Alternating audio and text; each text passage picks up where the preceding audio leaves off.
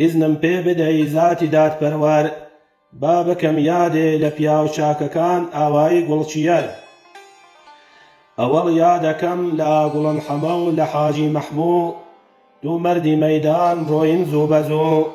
پێنووسم کورتە جەوهەر نەماوە، لە ئاستی وەسفی ئەو جووتە پیاوە.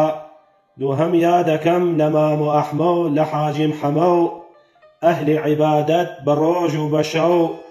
سێهەم یادەکەم لە حاجی عەولە و لە مام و عەبێ، زۆر بە غیرەت بوون هاوتایان نابێ. لە قەیخانەبی زۆر بە سەخاوەت، حاکمی زەمان ئەهلی قەزاوەت. ئەو کەیخواییە و ئەو ئەقڵ و فامە، ئیسەیش ئەو ڕێگا هەر بەردەوامە.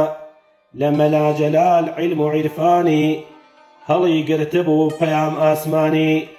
دژ بە خورافات دوور بوو لە بیدعەت، ڕاستە ڕێگەکەی قورئان و سوننەت. یان مامە عەودە و کاعەلی بەجەرگ، داخەکە مڕۆیی زوو بە جوانە مەرگ. یان کاگوێنسی نەترس و نەبەرد، عاشقی شاخ و کەژوکێ و هەرد. ئەڕۆی بە هەردا وەکو شێری مەست، بەغێر لە خوا باکی نەو لە کەس. چەرخی زەمانە هەمووی برد لە بین، کوا پیاو چاکێتر وەک حاجی حسین. کوا حاجی ئەمین سفرە و خوان ڕەنگین، کوا نەغمەی ڕەیس لە وەتەن زەمین. کوا کاحەمە خان کوا حاجی مارف، ڕاست و بێکەتمان بەبێ تەعارف. کوا حاجی ساڵەی چالاک و بوێر، زیرەک و ئازا بەغیرەت وەک شێر. کوا قەیخا سدێق جەڕاح و تەبیب، کوا لالە حسەین دڵپاک و نەجیب. کوا مامە موسای گەورەی ئاوایی، زرنگی و زووخێزی تایفەی ڕەزایی. کا ئیبراهیم و کا ئیسماعیلی خێڵ مام و ڕەحمان، دوو مەردی خواناس پاک و بە ئیمان. کا حەمە مامۆی باقڵ و تەکبیر، پیاو چاکەکان خێڵ مەحموو هەنجیر. خەلیفە ساڵح بە قسەی حەقیقەت، شوێن کەوتەی ڕاستی پیران تەریقەت. یان مامە عارف ئەهلی عیبادەت، لەسەر زاری بوو وتەی شەهادەت. هەرچی باز بکەم لە کا شەریف و خێڵ مامە حەمە، زۆرم نەوتوە هێشتا هەر کەمە. گشتی لە بین برد چەرخی بێشەرم، خەلیفە حەمەی پاک و دڵگەرم. یان کاکە ئەحمە و دڵپاک و خاوێن، کا سەعی فارس گیر و پاک داوێن. یان لالە مەحمووی دڵپاک و دڵژیر، یان لالە عەبەی پوخت و کەلکگیر. کا سەعی تەلێ حەقوێژ بێکەتمان، هەموویان ڕۆیین هیچ کامیان نەمان.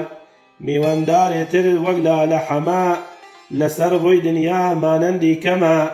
کا سدێق سۆفی ئەهلی تەبایی، کا ساڵح ئەژیا دوور لە ڕیایی. خێڵ مامە عەبە لالە ناسری خواناس و پیاوچاک، لالە باقریش حەڵاوخۆر و پاک. یان حاجی سەیکەی زکری خوا لەزار، یان لالە وێسۆی پاک و تەمیزکار. کا حەسەن جەیران بە سدق و یەقین، کا حسەین جەیران دەست پاک و ئەمین. وا لە بەینی برد دنیای سەرسەری، شێرە کوڕێ وەک شەریف بەڕوەری. یان دەروێش بەحمووی خاڵ و سوڵەیمان، پاڵەوانێ وەک لالە ئەو ڕەحمان. یان مامە ڕەشی کا حەمە کەرەم، کەڵە پیاوێ وەک پەیاخوا کەرەم. یان مامە حەمەی دەست پاک و دڵپاک، یان کاکە ئیقباڵ زیرەک و چالاک. چاکە و پیاوەتی زۆری لەلامە، لێ هاتووێ وەک کاعبە خامە. جوانە مەرگەکان کەیوان و دانا، بە ناکامی ڕۆی نەعمانی زانا. مبین تاقانە نەماوە دیار، سەرداخم بۆ تۆ حەمەی بازیار. سەرداری نەوڕەس چوو بۆ ئاسمان، شۆڕش و بروسک لە ڕێی نیشتمان. ئیتر بەس یەکەم شیعر و هەڵبەستم، لە مەولانا ڕۆم لێرە ئەوەستم. هەرچی من بڵێم هەر ناتەواوە، لە باسی چاکەی ئەو هەموو پیاوە.